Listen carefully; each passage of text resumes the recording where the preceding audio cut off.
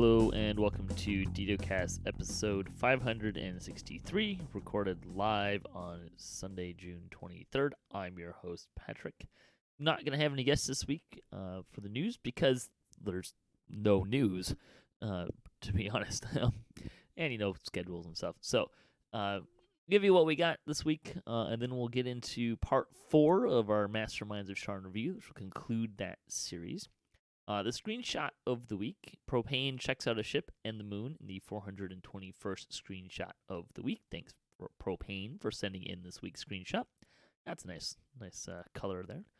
We like to talk about Dungeons & Dragons online nearly every weekend. You can watch us through Twitch, YouTube, the DDO forums, iTunes, or from our website at DDOCast.com. DDOCast is hosted by Cyber Ears, the awesome podcast hosting network. Shows are usually available within a few days of recording. The next show will probably not be next weekend, and you can stay updated by following us on our social media pages or our website, DDOCast.com, with our calendar. Might get a show in next weekend, but it's looking pretty full. On the podcast this week, like I said, we've got part 4 of Masterminds of Sharn review, and virtually no news. But we'll give you what news we have.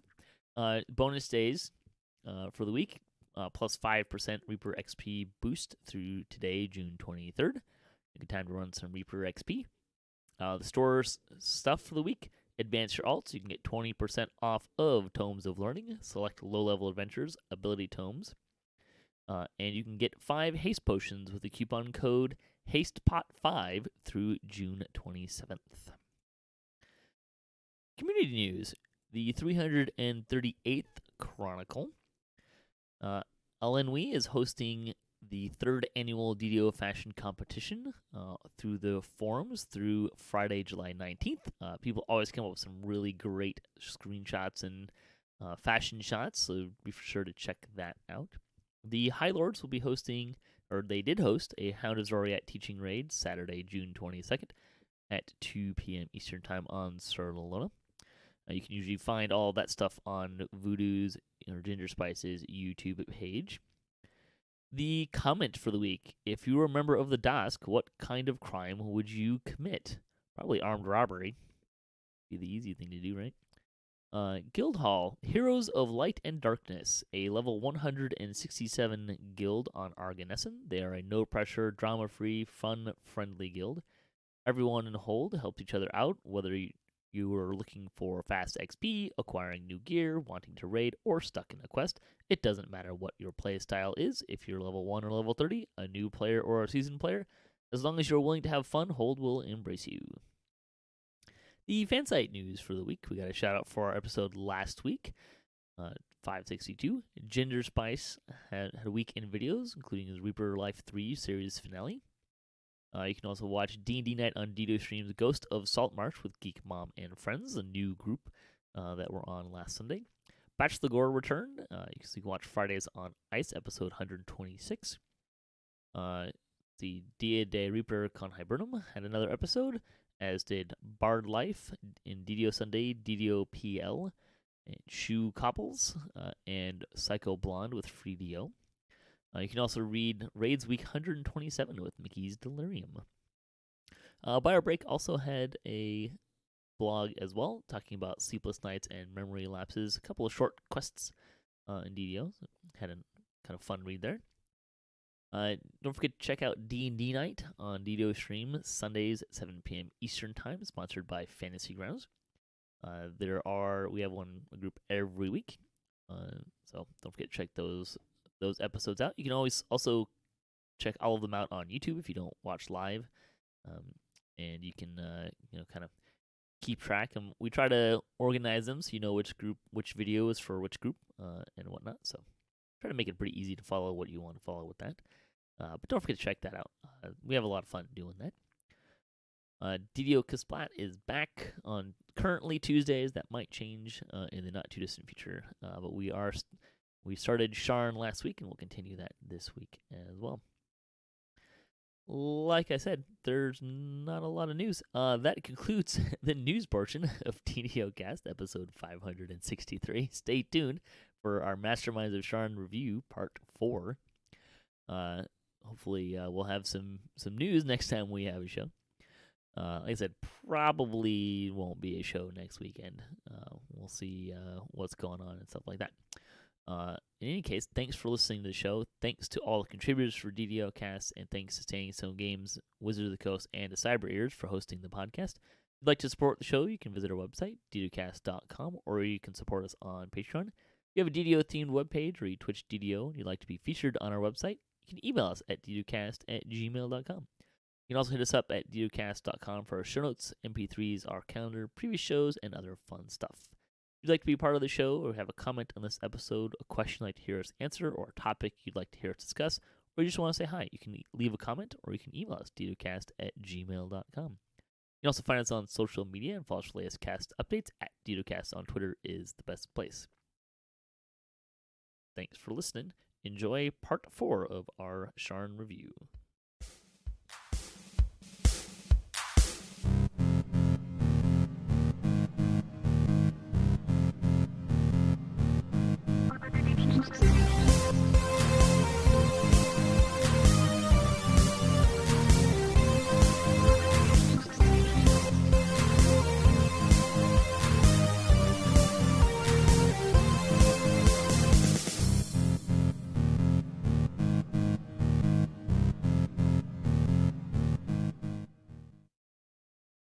All right, welcome back to Masterminds of Sharn review. This will be part 4. This should wrap everything up for us with this. I'm your host, Patrick. With me this week, we have returning for the discussion Axel, Arcot, Nimvin, and Shers. Last week, we talked about what did we talk about? The story, the DMs, some monster stuff. This week, we're going to start off by talking about the loot. And we alluded to this earlier. The loot Tetris is strong with this pack. Yeah. Yes, that's saying it mildly. Which, you know, it's a little unfortunate that it's so jumbly. But I personally feel like the increases I think are fine. Like the power boost doesn't seem to be too much out of scope with everything else. It's different. Yeah. The only thing for me is it's like, if you go into the Sharn suite to get some items, you pretty much almost have to just completely re-gear with Sharn, which I think is a little unfortunate. Yes, Basically, yes, yeah. absolutely. And that's kind of one of my two beasts with the loot. I like the items, I like the stuff that's on them. It's very, and I'm not talking about sets, right? Like I'm just talking about like generally speaking, especially if you were coming from Ravenloft and you had geared up from Ravenloft, it's like adding one piece of Sharn kind of ends up in this cascade of problems with re-gearing. I do have an issue with one specific set for one specific type of player, but besides that, I really Do share. enjoy. Well, it's the light armor melee set. Comparative to Ravenloft, I feel like you get sneak attack damage on top of that in Ravenloft, and then you only can get sneak attack if you go the range light armor set. The melee light armor set. I feel like Ravenloft has a little bit more in the set bonus than it does for the other stuff. The one thing that Sharn has that Ravenloft doesn't have is diversity in armor types in certain sets and more sets for In some wider sets. people. Yeah, in some sets. Like there's for the divine set, there's a medium and heavy armor, and Sure. then but the fact that there is a divine set rather than a caster set where you just interchange a belt for whatever caster you are in, I like that it's not so like 3 sets and you're 4 sets and you're stuck. But I feel like the light armor melee DPS set, the part of the family set, is very lackluster compared to Ravenloft because of the fact that you get the same thing plus sneak attack almost. The numbers are a little higher in the Sharn Well, than they yeah, are of in the course. Ravenloft. Not I a bunch, but I do like that, like taking part of the family, for example, which is the melee DPS set. They included options in there for plate mail and medium armor, things like that, because the Silent Avenger set, which was clearly the best DPS set in Ravenloft, only allowed you to wear light Light armor armor or or robes. outfit. which really then pigeonholed all your DPS for that pack into being light medium armor, doing dodge, doing sneak attack, pushed you towards rangers and monks, and and builds that were using hide and using the sneak of shadows, and the scion of, what is it, Shadowfell, I can't remember which one it is, but anyways, that what basically you got one path for DPS. And at least with part of the family, you can go in a couple different directions with it, although it does make it really difficult because the meta and the layouts that we have all been geared towards this one format. So No, that's true, but then like on the other hand, the cool thing about the Ravenloft melee light armor melee set is that it was rogue friendly, and the only way you can truly make the part of the family light armor set rogue friendly is by getting the gloves from a raid that we cannot complete really easily, that has the assassinate stuff and all that on it.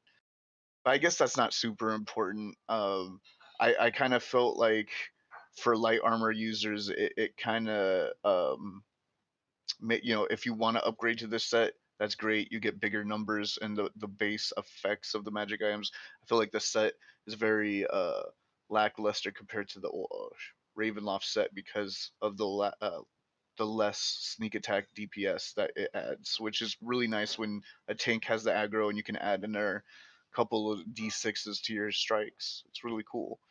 Although I would say if you're running stuff in higher Reaper, that's going to be less helpful because that damage is going to get reduced pretty quick. But I mean, when I was running the light armor or the outfit version of the stuff, I was still doing at least 90s to 106 sneak attack damage in all R10 legendary. right. One of the things I've noticed about the Sharn, and this is really pertains to the sets, is it's much harder to have multiple sets, whereas you could have 2 or even 3 sets of Ravenloft stuff, or and Well, you then can only some Ravenloft. You can things only do after that. two. There was the 5-piece But set, and then there was the sure, 3-piece set. well, yeah, The but then you 3-piece could sets were also all have exclusive. but you could also have another set if you used both of the maces from the the The the, rage. the Sure, rage thing. sure. So you could potentially get 3 sets, but really it was 2. You're right.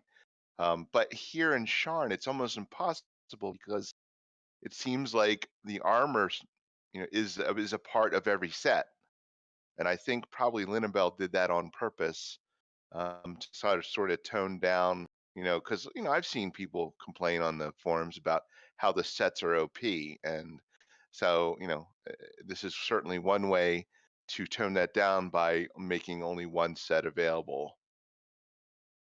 I feel like that's something that they're just gonna lock on for here on out. Is that the expansion sets are gonna be exclusive because the armor slot will always be taken.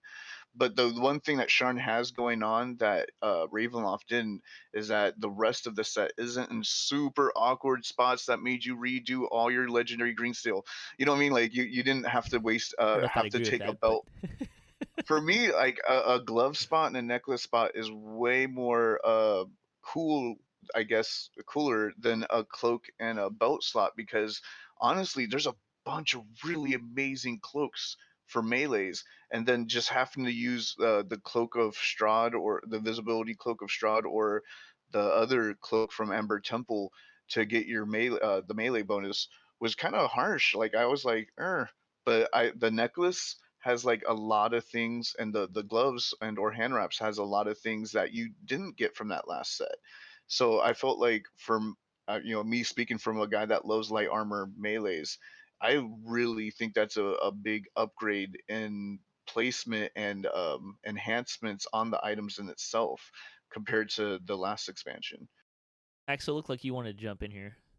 Yeah, like I will like echo your sentiment, Patrick, of it just being it's so overwhelming. There's so much like stuff on gear nowadays, and there's so many things I want that I just the other like yesterday, 2 days ago, I started making my spreadsheet where I just pick everything I picked up, everything I have in my bank, put it on the spreadsheet, and then you just start plugging stuff in, playing loot Tetris to see what you can fit in because it is a challenge and it has become really complex. It's not a bad thing It makes it interesting. So I think it's well done though. The loot, it doesn't seem to just make everything from Ravenloft obsolete. Definitely not. But the power increase is still there. So Sure.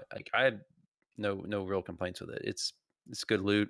It's just going to be a challenge to try to really, if you want to optimize and really min max, it's going to be a challenge to try to fit everything in you want to fit in, and you just probably won't be able to. So it's a trying to balance what you want to sacrifice. I also appreciate the lack of a 5-piece set, because for those who swear by the Ender set and Legendary, you can actually do a 3-piece and then an Ender set. But the one thing I do notice about the 3-piece sets in Sharn is most or near all of them don't have stats. So Yeah. you kind Sure. of have to place your stats yourself. And I guess that's where the nearly finished and almost there items come in. But on the other hand, it's like, what do you want me to do? I want a 22 stat item, and I have to either settle for a 19 or 20 or craft something. There were a Yeah, I Hopefully few. they do well, something with augments to help this out in yeah. this They near need to fix future, if Yeah. augments for ever. sure. It I mean, that's a whole it nother discussion, but yeah, that would really help. it's Yeah. hard to fit in minor artifacts for a couple of reasons. One, I mean, they've got the plus 22 stats, which are nice and are even better than the raid items. Um, but it's hard to fit those in at times, and it's also hard to get because they're bound to character, and you may find you may get a minor artifact that would be really really great for your archer, but you know you're running on your melee DPS tanky guy, and that doesn't really help you. So Sure. it's a little minor artifacts can be a little frustrating, and not only that, but you can only use one minor artifact at a time. So there's another little level of frustration, although I got to admit I'm it's okay with not that. that frustrating. I want to put a pin in the artifact thing. Let's jump to Asheris, and then I have some thoughts, and then we'll come back to the artifacts. I think Sure. Asheris want to jump in. Yeah, I just want to say that I've had an issue with loot for a little bit because I feel like they've added a bunch of different effects, and that made it really challenging for us to be able to fit everything in. They've added in the insightful and the quality and all that sort of thing, and they didn't add. They're still limiting it to a maximum of like 4 items per piece of gear and everything like that. And I think that makes it difficult to get all the different effects you want on your loot. And one of the things I like about this is they do have the nearly finished. The more options they give you where you're crafting things or where you're able to kind of control what goes where, that flexibility is really helpful. I'd actually like to see more of that going forward. It's part of why I like the filigrees and things like that as well, because they give you some of that flexibility. But having a lot of statically configured items, unless they're really working hard on how it all fits together across multiple packs, you run into this loot Tetris that becomes really difficult. And I definitely see it here in Sharn, where Yeah. I there's highly agree. I do like. So I'll give some of my quick thoughts here. Is like I like how they use the crafting set. I'm not a big fan of like 2-step crafting. But it's just kind of more of an annoyance than anything else. But I like how they kind of worked that in and did the stats and it kind of helped out there. My biggest issue is with sets.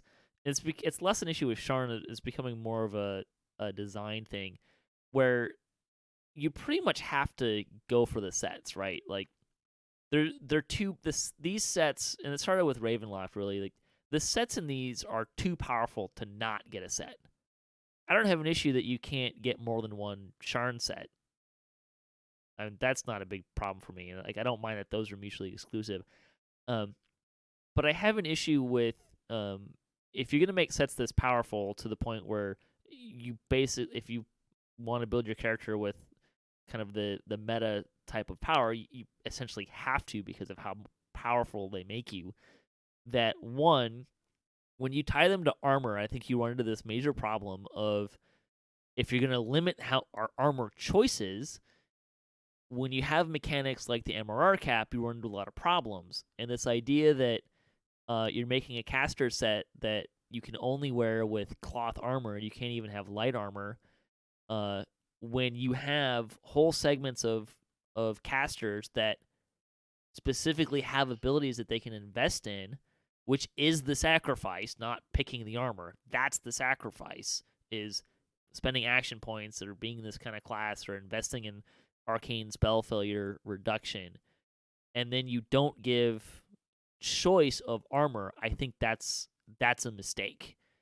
If Yes, you're gonna if you take the totally MRR agree. if you take the MRR cap out of it, I'd be okay with it. But because you have this MRR cap on there and you have abilities and classes that specifically can use armor and cast and do DC casting, and you exclude them, I don't like that you're making that choice for me.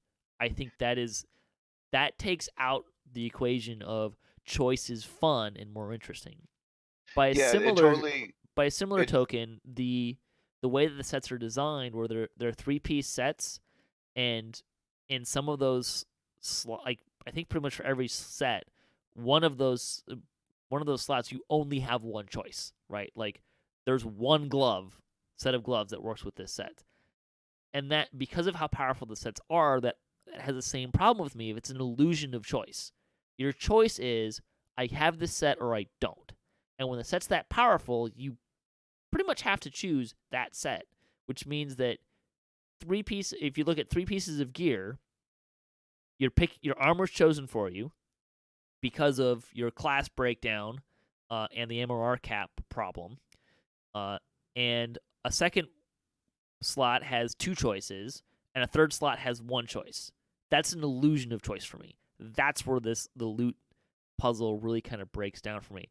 Now, I get that would be a lot more pieces of loot to put in and stuff, and I understand that. But because of how powerful the sets are, and because of those limiting factors, it's an illusion of choice for me.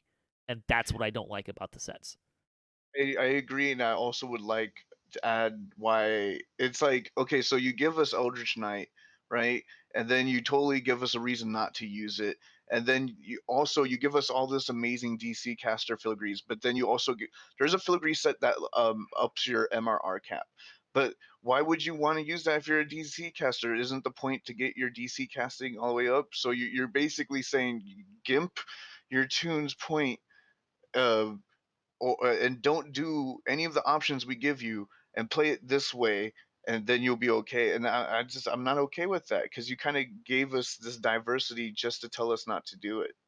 And bards have a choice, have an enhancement tree that can let them use medium armor. Warlocks have it. Hmm. Warlocks can use light armor and have a choice to give them medium armor. And you don't give us those choices in the gear sets that are part of like what they do, right? Like warlocks are casters. You can build them as melee, but you can also build them as a caster. And they can't. The only caster choice they have in that regard is that robe armor. And because of how that interacts with MRR and how they're designing raids and content, that's a big problem. Now I recognize that the MRR cap problem is kind of a tangential problem with this, and I don't want to get too far. I don't want to go down that road, but that's the issue I have with it. Ash, I think you wanted to jump in here. No, I agree with you 100%. I think that some of the MRR issues, class issues, and they need to give. I love sets, but you're right. There needs to be more variety in sets so that you have actual choices and not this, like you said, illusion of choice where you've really only got one option for 2 or 3 gear slots, and then those options then dictate other things as well. To the point Yeah, where, like I said in the past with Silent Avenger, the fact that Silent Avenger set was so powerful actually ended up dictating your entire class choice. In a lot of ways, because it just didn't make any sense to play certain classes. Sure. Well, I hope the gear sets aren't that powerful. I mean, if they're so powerful that they feel like essential and forced, then yeah, that's a problem. I mean, I the hope you one guys are. Sharn set I mean, has plus 25 melee power. That's yeah, 25% more damage. is it okay? Like that's a Like I need to major. research the gear more, but yeah, That's a that's pretty major nuts. boost. In addition to Okay. double strike and fort bypass, right? Yeah, like the sets are so powerful that and you look at the DC casting sets. I mean, you're talking about +4 to your casting stat, +2 or maybe it's +4 to your DC. I don't know. You get plus to DCs and plus to the stats that raise your DCs and a bunch of spell power. I mean, these are really powerful sets, and if they're so powerful that you pretty much have to get one. And a lot of them are very assumptive, like the Druid Harut set has heavy armor, but you can only wear heavy armor as a Druid if you take a feat or go into the Bear's Defender tree. And then the Artificer stuff, I think, only provides a medium armor, even though the Battle Engineer, or not the Battle Engineer, Master Maker allows you to wear heavy armor at one point. So it's like, what? And then you're not going to give Wizards freaking medium armor choices and give us Eldritch Yeah. Knight at the same, like, it's just crazy. And again, like if you took the MRR cap out of the equation, I think it would be less of an issue. But because of the MRR cap and how the game works and the kind of damage you have to plan for, because of that is intrinsically tied to armor, and your class dictates what armor you can have and what's available to you. By taking away choices, you're marginalizing choices we can make in our builds that are also meaningful in survivability. And I get It's that you a don't nightmare of a balance. and I get for that you don't 'em. want to I have like mean, this you don't want to create this DC caster that can survive everything. Like I get that.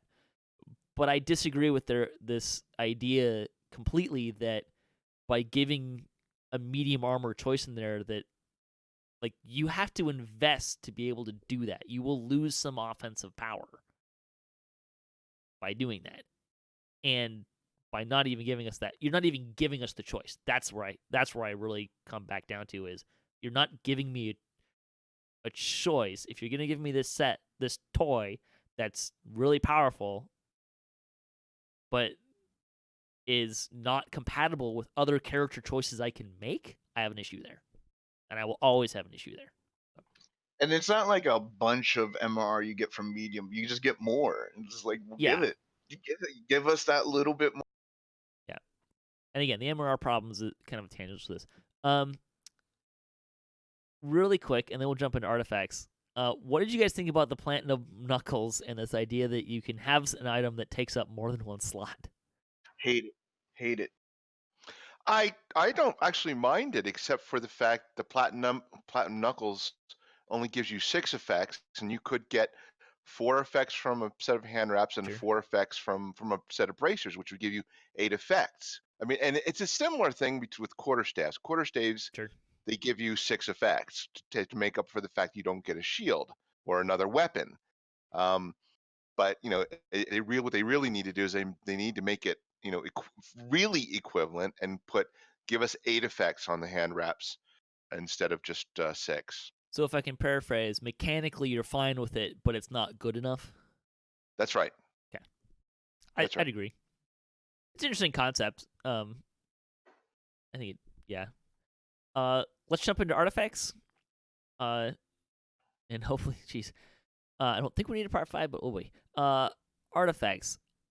I don't mind the fact that they're. I appreciate that they're one. You can only wear one. I'm fine with that. I don't mind how they drop. I don't mind how they're bound to character. I know Arcot, you were kind of speaking to that stuff. If they were bound to account, I don't think I would care either. I do I would like have liked how. to have seen Bind Account. Yeah, and I don't know. I could go either way on that. I'm so in the mid. Like, bound to account would be great because it'd be easier to support alts. But they also don't seem that hard to get, so I'm not really sure that I care that they're bound to character. I don't think I would call them raid loot if you're offering them in places that aren't raids. Right. At which point, why are they bound to character? But I don't. That's my issue. Yeah. They're also powerful, and I don't know. To me, only raid loot should be BTC. It's an inventory issue, if not. I mean, you can only wear one of them, so Sure. let them be bound to account. I don't know. I find that annoying too. I don't have a strong. yeah, same here. I don't think I have a strong opinion for or against. That's all I'm saying. Never even thought about the BTC BTA issue until just now, because like I think they're really solid items to build around because of the higher numbers. I enjoy them, and I enjoy that they don't talk when I hit things, and that's as You can turn that off. I do like how they Yeah. they don't require much to upgrade, which I think is, given their mechanics, I think is really nice. I will say that the one beef I have with artifacts is the caster wisdom artifact occupies the same slot from the cleric healer set, which is annoying. But other than that, I Yeah, don't like that and was a miss for I me. feel like the two charisma artifacts don't even touch close because there is charisma based melees in this game. Like that's one of the things I specialize in, and it there is just nothing to cater for it. Like we got like potency on this one, and I'm like that's okay. I'm just gonna use it for the charisma and the slots. Yeah, but even then, like if I think the nice thing here is the stat is only one higher than like what you can craft, and get in this pack. So I at least appreciate that while there is an incremental bonus and the game is made of incremental bonuses, the difference between getting the artifact that's specific to your primary stat versus getting an artifact is fairly minimal in that regard. So I at least like that. Anything else you guys want to talk about loot before we jump into a couple of other things? Music. I want to briefly touch on the music. I really liked it. I thought there was a lot of really nice atmospheric music. They did make the music available as a YouTube video. It's all of it in one, which is a little less great. But I don't know. What do you guys think about music? I would like to hear more of it. Now, when I play, all the music is turned off by default when I play because I find it too distracting. But having said that, there is some really good music in DDO, and I have listened to the soundtrack on the YouTube video. I guess what I would really like to see is that it be available as an MP3, so I Sure. could listen to it in my car, or while I'm doing something else. It would be nice if I could take it with me. I guess that's what was nice about Epic 3BC is that they did provide MP3 downloads of the Oh, music, sure. and but I brought up 3BC specifically because I like that music so much more than the fiddle work in this. I appreciate the length that they went to get it done, and I enjoy it. I just love 3BC's soundtrack a lot more. Yeah, the soundtrack's all right. I mean, as a content creator, I'm very happy they posted it because I've been ripping it and cutting it and using it. I'm going to use it in various ways in videos in the future, and I have used it a little bit already. But it would have been nice if they did release it song by song. I think on the YouTube version of this, someone did actually put timestamps of where you can skip to each song, but it would be nice. I mean, there are free tools out there where you can rip the YouTube audio and split it yourself as MP3, but it's definitely not convenient. Sure. All right. Let's talk about. We got a couple. Wait, I have a Oh, question real quick. go for Sorry it. about that. Can we use that music in our videos? Yeah, they don't care. I've asked them before. They don't care. As far well, I Great. mean, as far as what they've told me is my opinion. No, never cared when I have, and I've used it almost every video, at least They on the probably outro. don't care if you use it, but if like a guy with like 86 subscribers use it, If you're No, not I really monetizing it, I believe you are fine. okay, yeah, cool. they don't. Yeah, I'm pretty sure they've never cared for me when I've used it. So, That's usually when you're gonna run into problems is if you're trying to monetize it. That's where they're not gonna be happy. and I did years ago send a message to I think Cordovan and asked him, and he said it was fine, and that was years ago. So I don't think they care. It's free advertising for them. Great. I was thinking about doing a rap video using that music. Um, yeah, I'm not sure how they would feel about you like touching the like changing the music, but if you're using it in your DDO centric videos, I don't think Yeah, they it's would gonna be all DDO centric. care. But yeah, then it'd probably I be don't know. They fine. might have an issue with you rapping, and that might be a turnoff. I think we might have an issue with you rapping. Coincidentally, I do have a rap video on my YouTube Oh channel. dear. Anyways, really quick, there's a couple things that I want to touch on with miscellaneous stuff. I liked the change they made to concentration checks, where they reduced the check difficulty. Basically, they made it like a tenth of the damage impacts the, which I think is a good change given how damage has gone up. What do you guys think of the Call of Destiny elixirs? I loved them. I have all my destinies filled out. I thought it was a really good idea for those who are catching up to the people who already been in. Sure. Okay, It was 5 or 6 years too late for this. I agree with Harkon on that. That's fair. Okay, here's my opinion. My opinion is that if you're going to change the mechanic of how this works, and in the game, you up until those were introduced, you always had to go run your fighter and magister or whatever to advance through your epic destinies. If they're going to change the mechanic now to where you can now earn op destiny XP by still running in your preferred destiny, I think there should be a way to do that in game as well. I'm fine with there being a monetized in-store option, but I think there should also be an in-game way to do that, maybe at a 50% penalty or something compared to the potion. Just if they're going to change the mechanic, I think there should be a free option as well. That's that's my main criticism with those. I Okay, feel sure. like because there was an issue with the keys, and that's why they were taken out. Right, there was an issue with the destiny item. I feel like this is a good alternative. It's a little late, um, and I think it's really nice for newer players. It is kind of daunting that you have to pay for them as a new player. Like, oh, I have to pay to They're catch pretty up. cheap though. Yeah, And I I would say guess. there isn't an in-game mechanic because you do get points for getting favors. So I kind of understand it though. I word of warning or caution. I don't know this to be true, but my understanding from someone is that it applies XP to the destiny, but not the sphere. The That's karma. that's Yeah. that's not my understanding. My understanding is the Is it? exact opposite. Yeah, that it actually does. I'm not But sure. I just heard that someone wasn't getting it going into the right sphere, but I don't know if that's true or not. Well, then that makes it really OP because then you can just like ignore your arcane trees while getting your arcane past lives. Yep. Amber Temple changes again. Thoughts? I hadn't ran it since then. I kind of like the idea that the lady's random, and She's that they not random lessen as the. far as I know. She's in the same spot. I mean, like not in the same spot that she was before. Then Sure. yeah, not in I the like that. beginning. I like that. I like that because it's a good compromise for those people who thought the mob increase was too much. They're like, okay, well, if that's too much, then we're just gonna give you another location to tag onto. So like, if you really get it down, if it's as much mobs as it was back in Farmable Part Two version of Amber Temple, then it only should tag on another like 7 seconds if you know where she's at.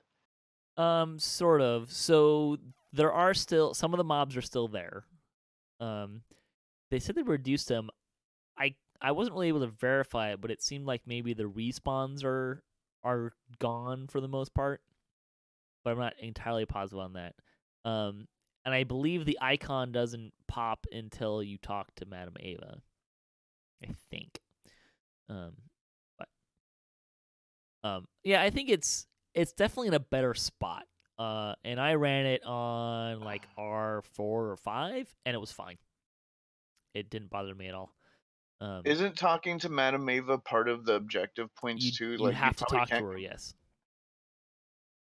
You have to find and talk to her. Yeah. But I think I do find it a little funny that we made it so that Amber Temple is a lot harder to farm, takes longer, and then they released 17 quests, of which probably 14 are really short and fairly easy to farm.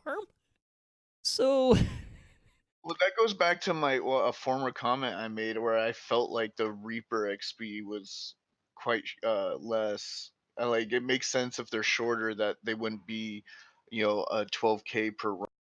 well, the Well, issue is that they have a mechanic of repeating Reaper XP where it gets reduced by a percentage, but because your resolution is so small, reducing it by 80% is, I mean, you're still getting a fair amount of Reaper XP relative to other quest options. If you can run it really fast, I still say Reaper XP should just XP in general should just you should be able to get all the way down to you're getting like 0% XP from a quest if you're rerunning it.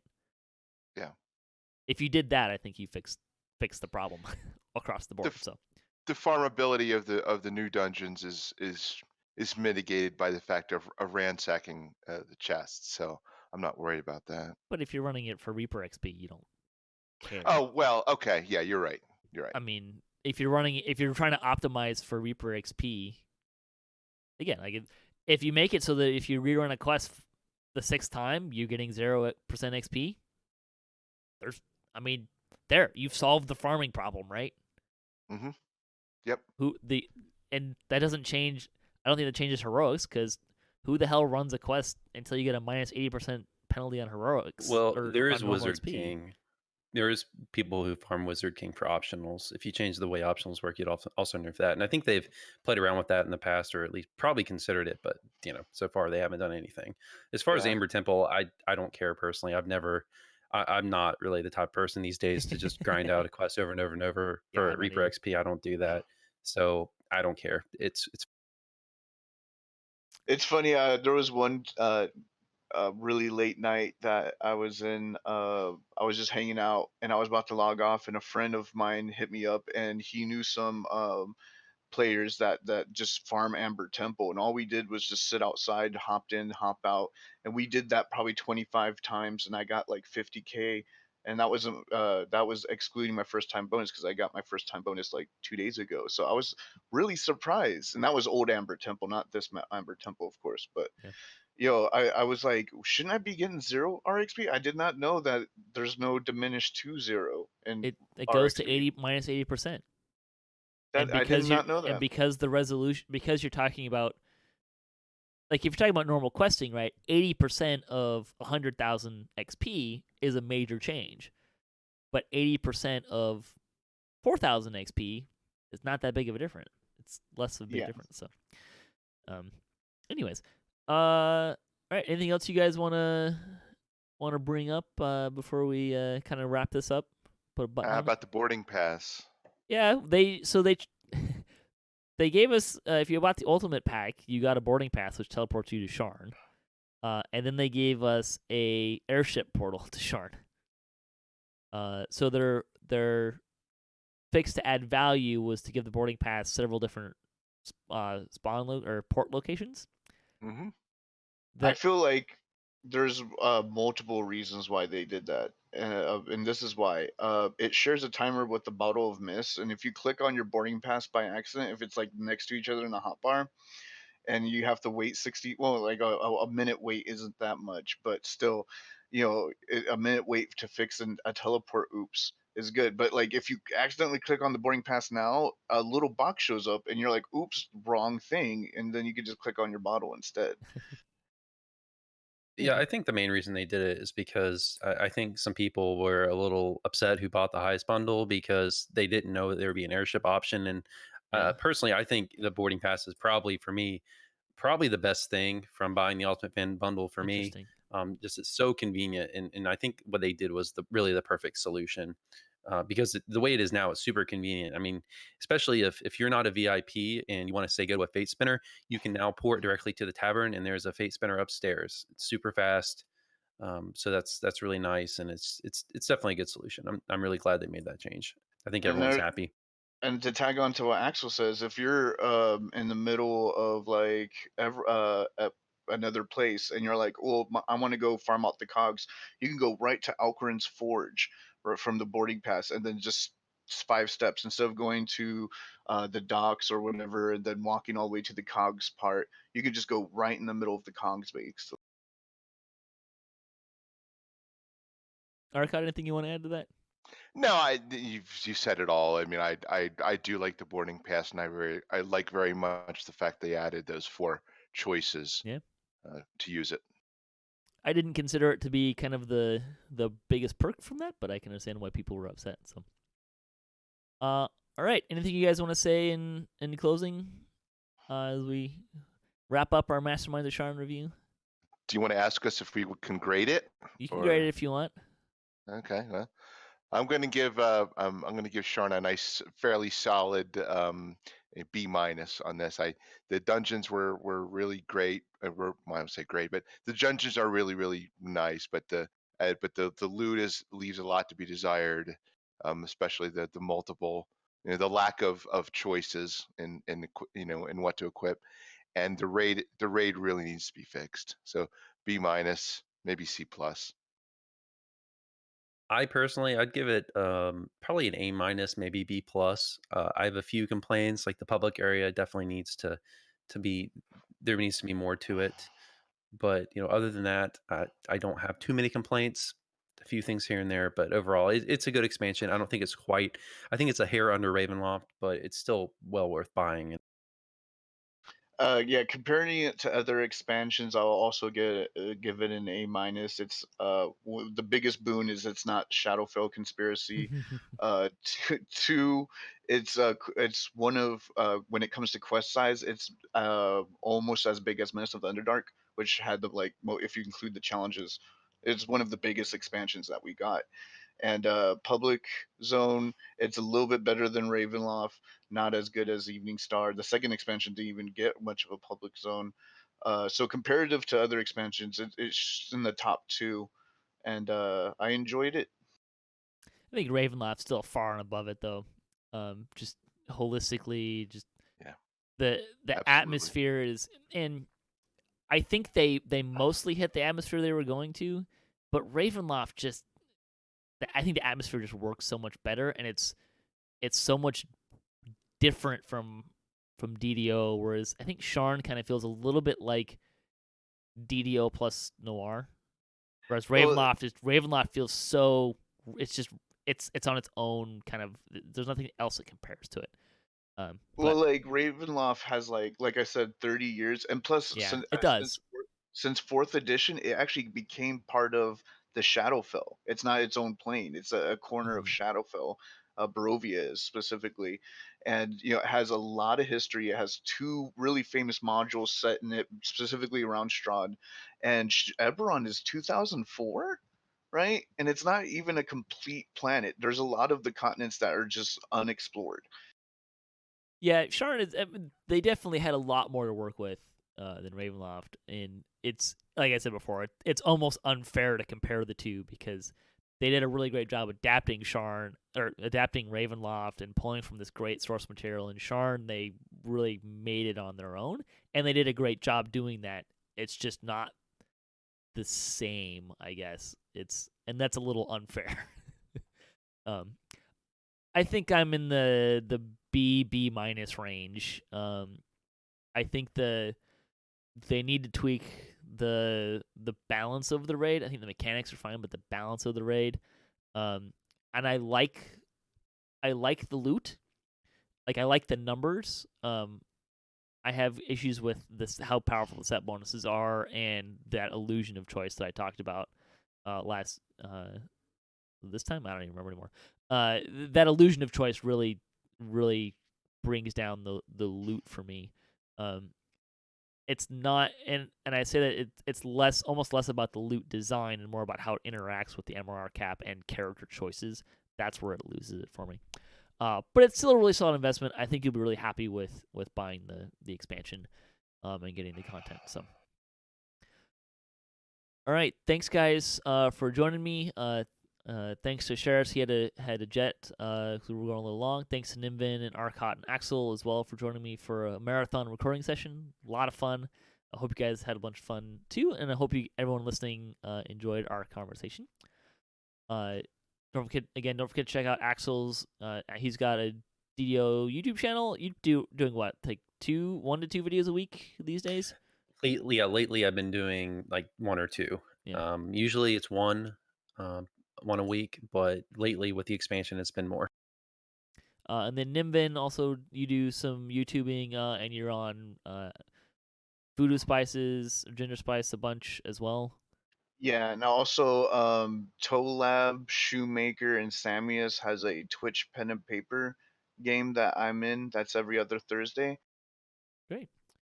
And thanks Arcot for joining us as well. I don't think you have anything to plug, right? No, Yeah. no, I don't. No, I don't do podcasting or YouTubing or any of that stuff. Yet there's still time. You're still young. Yeah. Always use more. Thanks for watching the show. If you'd like to support us, you can visit our website, DDOCast.com, or you can support us on Patreon. You can also find show notes, past shows, and more on our website. You can also find us on social media and follow us for the latest cast updates I'm at DDOCast on Twitter. If you'd like to join the discussion, you can leave a comment or you can email us at DDOCast@gmail.com. Until next time, may all your attack rolls be crits, all your tests level appropriate, have fun, and don't forget to gather for buffs.